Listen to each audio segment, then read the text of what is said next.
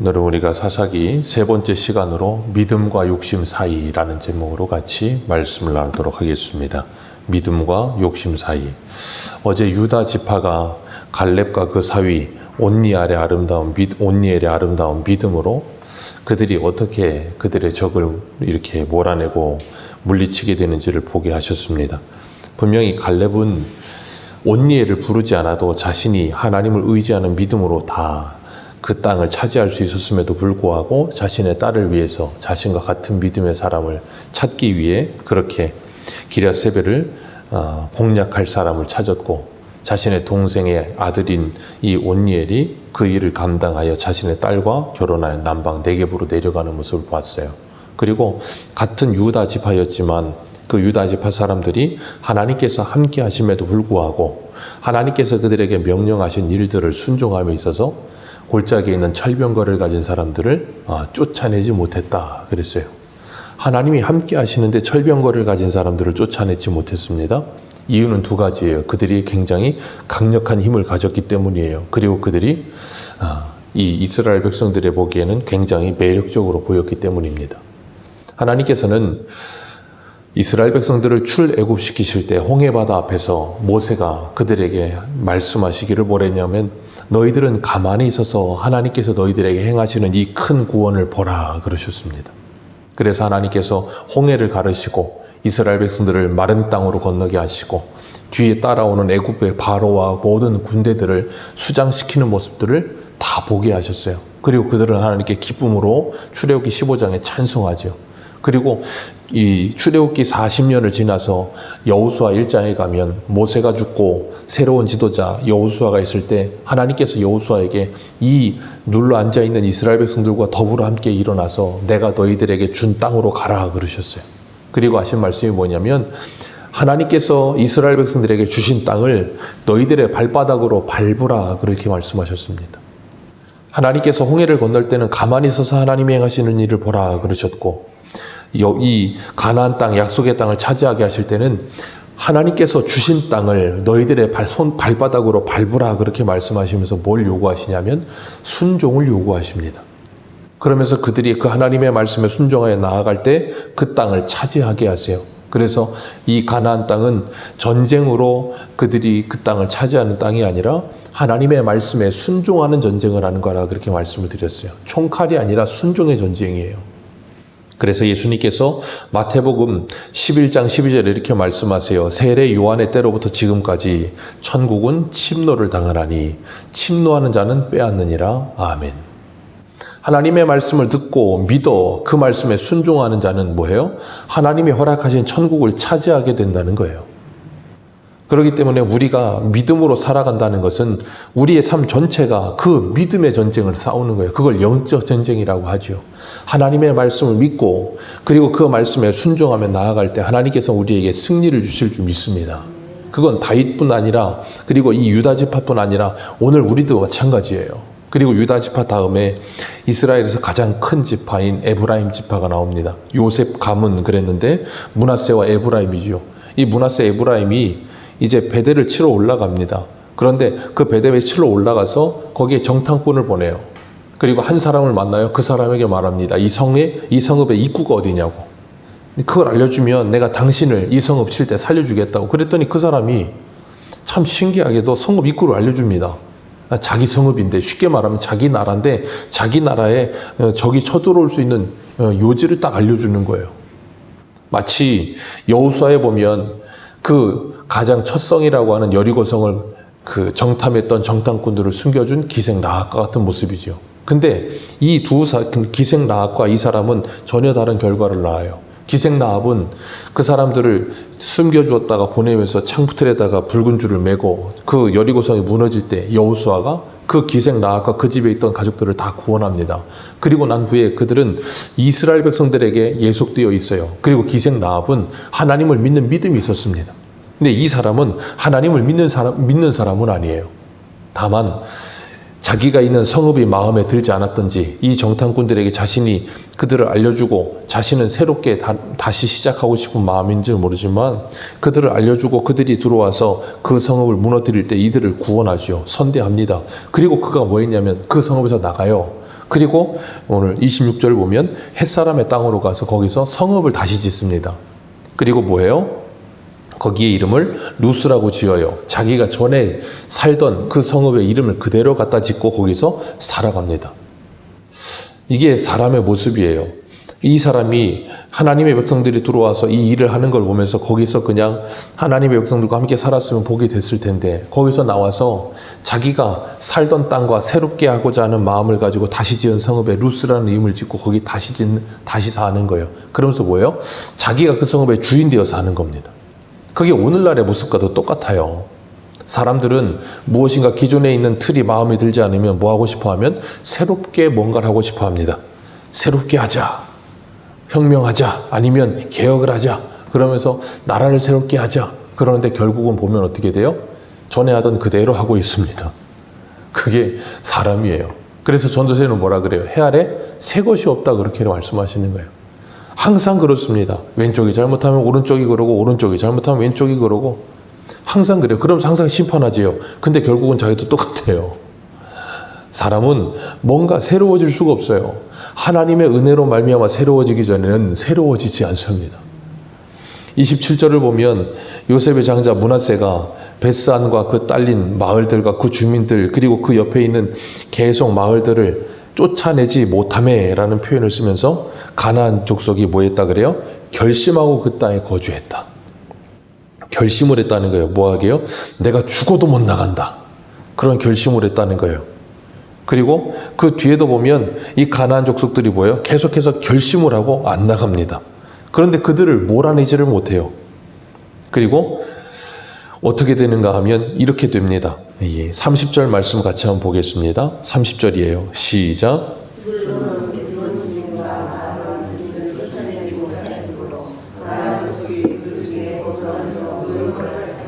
자, 스불론 주민도 그들을 쫓아내지 못하였으므로 가나안 족속들이 거기에 뭐 했어요? 함께 거주합니다. 함께 살면서 뭐예요? 노역을 해요. 28절에도 보면 이스라엘이 강성한 후에야 가나안 족속을 뭐 했다 시켰어요? 노역을 시켰고. 근데 또 재밌는 표현이 나와요. 그 다음 뭐라 그랬습니까? 다 쫓아내지 아니하였더라. 자, 쫓아내지 못하였고랑 쫓아내지 아니하였다라는 말은 전혀 다른 표현이죠. 쫓아내지 못했다는 건 역량이 부족했다는 것처럼 들리지만 쫓아내지 않았다는 건 뭐예요? 고의적으로 쫓아내지 않았다는 거예요. 하나님께서 쫓아내라고 하셨습니다. 근데 쫓아내지 않아요. 왜요? 일시키려고. 노역입니다. 노역이 뭡니까? 오늘날로 말하면 3D 직종이에요. 자기들 더럽고 힘들고 그런 거 하고 싶지 않은 거예요. 그러니까 자기들이 어때요? 강성해졌습니다. 힘이 있습니다. 그러니까 가나안 족속이 어떻게 보이는 거예요? 자기들 힘으로 얼마든지 컨트롤할 수 있다고 착각을 하는 거예요. 그러니까 뭐예요? 그들을 다 죽이지 않고 남겨두고 더러운 일 시키겠다는 거예요. 자, 하나님의 말씀에 순종합니까? 안 합니까? 순종하지요. 순종은 하는데 어떻게 순종해요? 적당히 순종합니다. 하나님은 우리 한 군데 보겠습니다. 신명기 20장 한 군데 보세요. 신명기 20장입니다.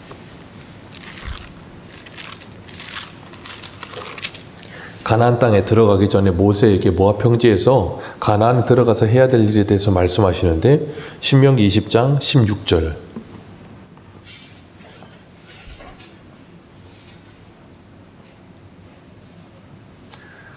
16절과 17절입니다. 같이 읽겠습니다. 18절까지 읽습니다. 시작. 오직 내 하나님 여호와께서 내게 기업으로 주시는 이 민족들의 성읍에서 호흡 있는 자는 하나도 살리지 말지니 곧 헷 족속과 아모리 족속과 가나안 족속과 브리스 족속과 히위 족속과 여부스 족속을 내가 진멸하되 내 하나님 여호와께서 내게 명령하신 대로 하라. 이는 그들이 그 신들에게 행하는 모든 가증한 일을 너희에게 가르쳐 본받게 하여 너희가 너희의 하나님 여호와께 범죄하게 할까 함이니라. 아멘. 그들이 가나안 땅에 들어가면 해야 될 일에 대해서 말씀하시면서 진멸을 말씀하십니다. 헤렘이라고 하지요. 하나도 남기지 않고 다 죽이는 겁니다. 그렇게 하라고 말씀하시면서 말씀하신 17절에 7족속을 말하죠. 그들은 뭐냐면 가나안 땅에 이스라엘 백성들이 거주하는 그 중심부에 있는 민족들이에요. 그러니까 그들이 살아가야 될 그 중심부에 있는 가장 가까운 곳에 있는 곳에는 뭐 하라는 거예요?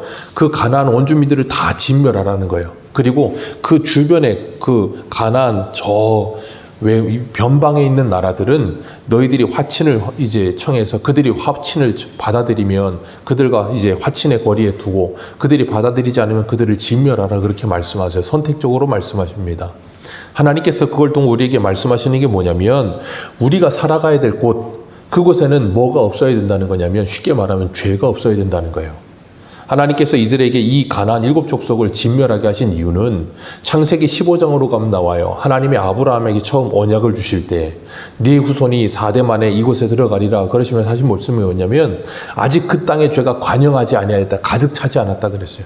그러니까 이들이 이렇게 진멸당하는 이유는 그들의 죄 때문에 진멸당하는 거예요. 하나님께서 이스라엘 백성이 출애굽에서 430년 동안 애굽에서 430년 동안 그들이 번성하게 하시고 아브라함이 말씀하신 것처럼 하늘의 별 바다의 모래같이 많아지게 하셨어요. 그러는 동안에 가나안 7족속에게 뭘 주신 거예요? 기회를 주신 거예요. 그들이 죄를 더 짓지 않고 하나님께 회개할 기회를 주시면 그들은 뭐합니까? 끝까지 죄를 짓다가 하나님의 심판의 그 게이지에 다 찬 거예요. 그리고 그 430년간 그게 차니까 어떻게 돼요? 하나님께서 이들을 데려다 그들을 심판하시는 겁니다. 심판하시면서 하신 말씀이 뭐였냐면 너희들이 그들에게 동화되어서 그들과 같이 되지 않도록 그들을 진멸하라는 거예요. 그들을 본받으면 그래서 이 땅이 더러워지면 이 땅이 너희들을 토하여 내치리라 그런 표현을 쓰십니다. 가나안 땅이 너희들을 토하여 내칠 거라는 거예요. 가나안 민족도 똑같이 되면. 그래서 어떻게 됩니까? 결국에는 그 땅이 토하여 내쳐서 그들이 바벨론 땅으로 가죠. 그리고 하나님께서 그들에게 안식을 주셨는데 안식일도 안식년도 희년도 지키지 않습니다. 그리고 열왕기 하에 가면 36장에 뭐라 그래요? 70년 동안 그 땅이 안식을 누렸다 그렇게 표현을 해요. 가나안 땅 안식의 땅에 들어가서 한 번도 안식을 누리지 않았어요. 왜요? 가나안 백성과 똑같아져서 돈의 노예가 되고 일의 노예가 돼서 하나님이 주신 안식을 누려야 되는데 그 좋은 안식을 누리지를 못한 거예요. 그리고 하나님의 백성다움을 잃어버린 거예요. 그러니까 어떻게 해요? 그 땅에서 쫓겨난 거예요. 그러니까 기억해야 할 것, 하나님께서 쫓아내라고 하는 민족들을 쫓아내지 않으면 내가 쫓겨나가는 겁니다. 하나님께서 그렇게 하시겠다는 거예요. 왜요? 그렇게 해서라도 하나님이 그들에게 주시려고 하는 그 안식이 얼마나 복되고 귀한 과제를 가르치시기 위해서. 그렇기 때문에 하나님께서 이스라엘 백성들에게 진멸하라 그러셨는데 진멸하지 않아요. 무엇 때문에요? 자신의 이익 때문에. 하나님의 말씀에 순종해야 되는데 자기 욕심 때문에 왜? 더러운 일 하기 싫다는 거예요. 저 사람들을 시키면 되는데 그러면서 하나님의 말씀에 순종하지 않아요. 부분적으로 순종하죠. 악은 하나님께서 그 모양이라도 버리라 그러셨는데 버리질 않는 거예요. 왜? 편리하니까. 우리도 마찬가지입니다. 하나님의 말씀을 듣고 순종해야 되는데 순종하지 못해요. 편리하니까요.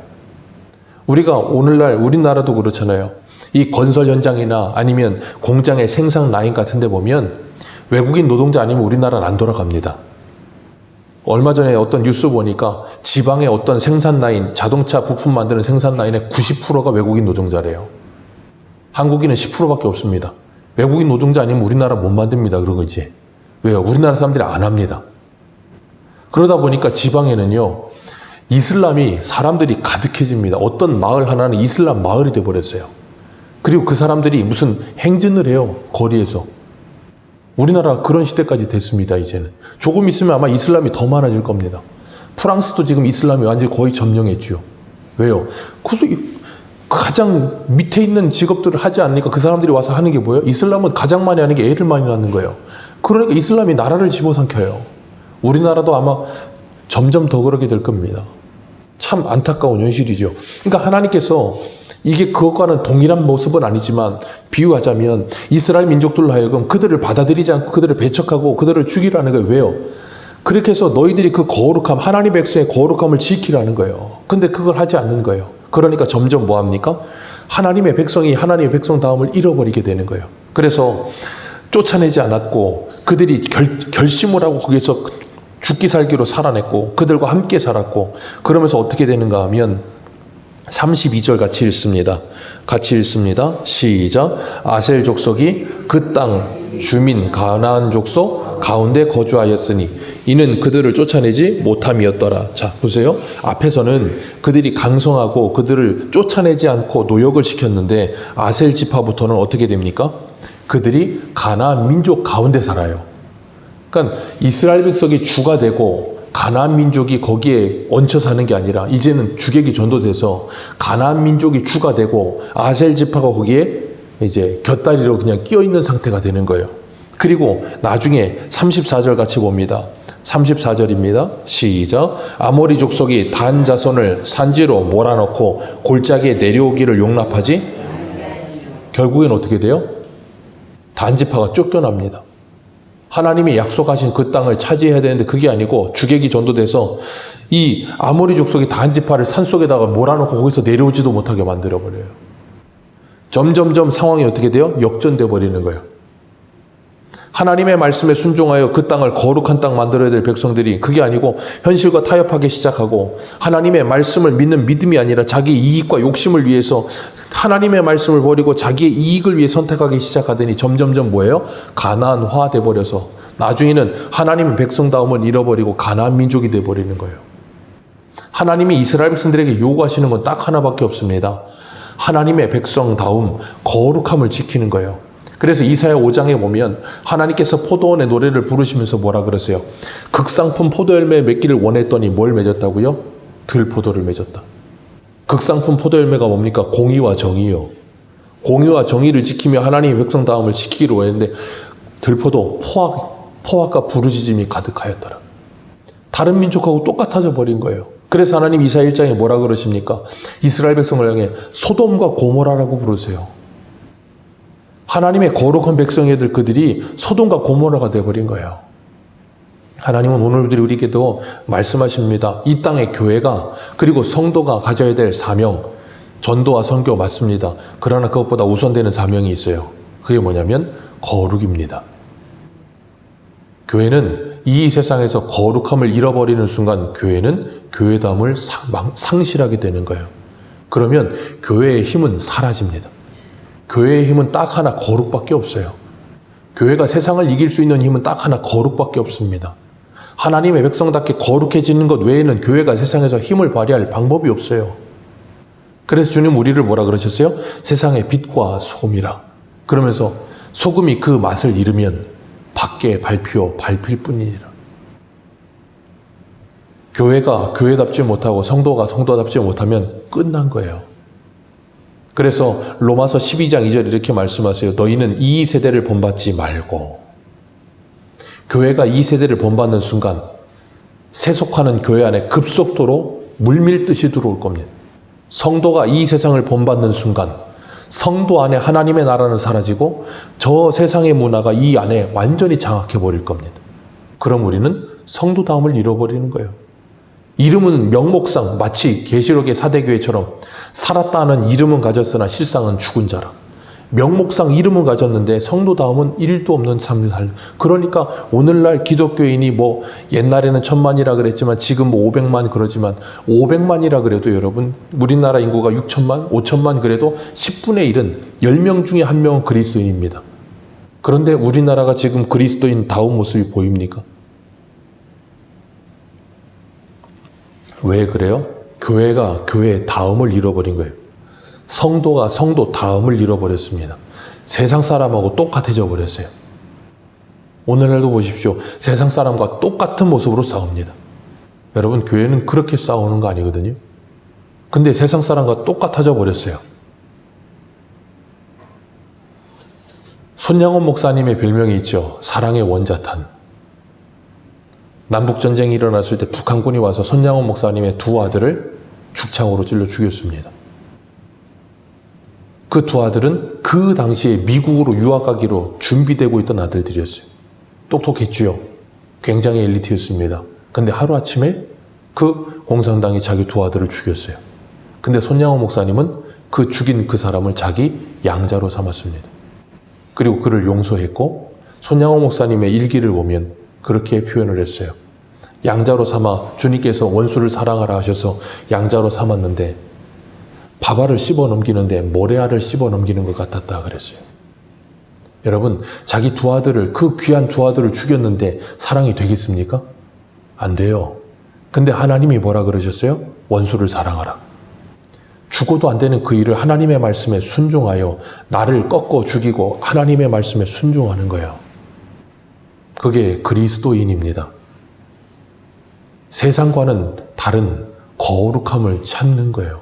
그리고 손양호 목사님이 두 아들이 이 묻힐 때 하나님께 감사의 편지를 쓰지요. 그러면서 그 내용 중에 하나가 미국보다 더 좋은 천국 가게 하심을 감사합니다. 여러분, 그게 가능합니까? 성령으로 말미암지 않고는 불가능해요. 우리 믿음의 선진들은 그런 어른들이 있었습니다. 오늘날 우리는 그런 믿음의 사람들이 있습니까?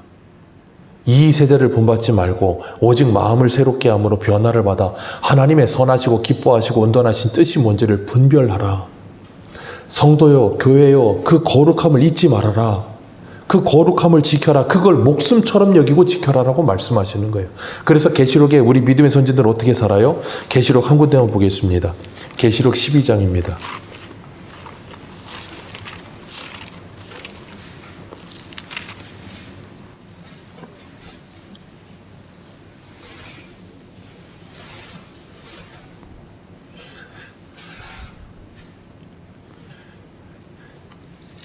계시록 12장 11절입니다. 계시록 12장 11절 같이 읽습니다. 시작.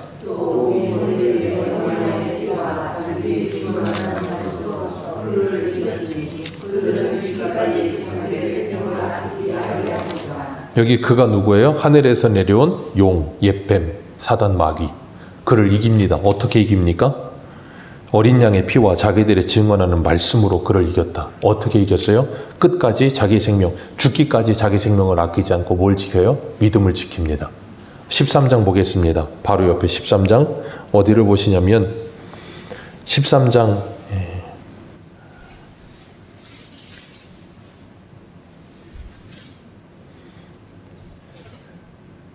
13장 7절 보겠습니다. 7절부터 읽습니다. 시작. 또 권세를 받아 성도들과 싸워 이기게 되고 각 족속과 백성과 방언과 나라를 다스리는 권세를 받으니 죽임을 당한 어린 양의 생명책에 창세 이후로 이름이 기록되지 못하고 이 땅에 사는 자들은 다 그 짐승을 경배하니라. 누구든지 귀 있는 들을지어다. 사로잡힐 자는 사로잡혀 갈 것이고 칼에 죽을 자는 마땅히 칼에 죽을 것이니 성도들의 인내와 믿음이 사로잡혀 간다 할지라도 칼에 죽는다 할지라도 어떻게 죽어요? 마땅히 칼에 죽으니. 여러분, 칼은 칼로가 아니고 칼로 우리를 죽인다면 마땅히 그 칼에 죽는 거예요. 그게 뭐라고요? 믿음으로 이기며. 우리는 그렇게 이기고 싶지 않은 거예요. 상대방이 칼을 들고 나오면 어떻게 하고 싶어요? 더 크고 강한 칼을 들고 나가고 싶은 거예요. 골리앗이 찾아오면 골리앗보다 더 큰 힘을 달라고 기도를 해서 골리앗보다 더 큰 힘을 가지고 그들을 압도하고 싶어 해요. 여러분, 기독교는 그런 곳이 아닙니다. 그런 기독교는 성경에 없습니다. 우리는 예수 그리스도를 믿는 믿음과 그 말씀을 붙들고 우리는 죽는 날까지 그 사망으로 죽음을 이기는 사람들이에요. 그게 기독교입니다. 주님은 우리들에게 오늘 사사기의 말씀을 통하여 우리가 이 신앙생활 속에서 나는 그 거룩함을 지키며 살아가고 있는가? 아니면 나는 급속도로 세속화되어가는 이 세상 속에서 내 마음과 신앙이 세속화되어 가고 있는가? 한번 생각해 보라는 거예요. 나는 어떤 사람으로 서 있는가 하는 거예요. 내가 신앙생활하면서 못하는 것과 안 하는 것은 천지 차이입니다. 근데 거의 대부분은 안 하는 거거든요. 사무엘상 15장을 보십시오. 사울이 하나님의 명령을 받아 아말렉을 전쟁할 때 하나님이 진멸하라 그러셨어요. 근데 사울이 어떻게 해요? 아각 왕을 살려오고 기름지고 가장 좋은 짐승들은 다 살려오죠. 그리고 하찮은 것은 다 죽입니다. 하나님의 말씀을 어떻게 순종한다 그랬어요? 선택적 순종. 누구의 기준에 따라? 내 기준에 따라. 내게 이익이 되니까 남겨옵니다. 그걸 뭐라 그랬어요? 불순종이라 그랬어요. 오늘 우리도 마찬가지입니다. 하나님의 말씀을 듣고 우리가 하나님의 말씀에 온전히 순종하느냐 순종하지 못하느냐. 엘리야가 갈멜산에서 이스라엘 백성에게 그러죠. 너희가 하나님과 바알 사이에 언제까지 머뭇머뭇거리겠느냐. 여호와가 하나님이면 여호와를 택하고 바알이 하나님이면 바알을 택하라. 둘 사이에 신앙의 회색지대는 없습니다. 선택해야 돼요. 하나님의 말씀에 온전히 순종하여 그들을 몰아낼 것인가?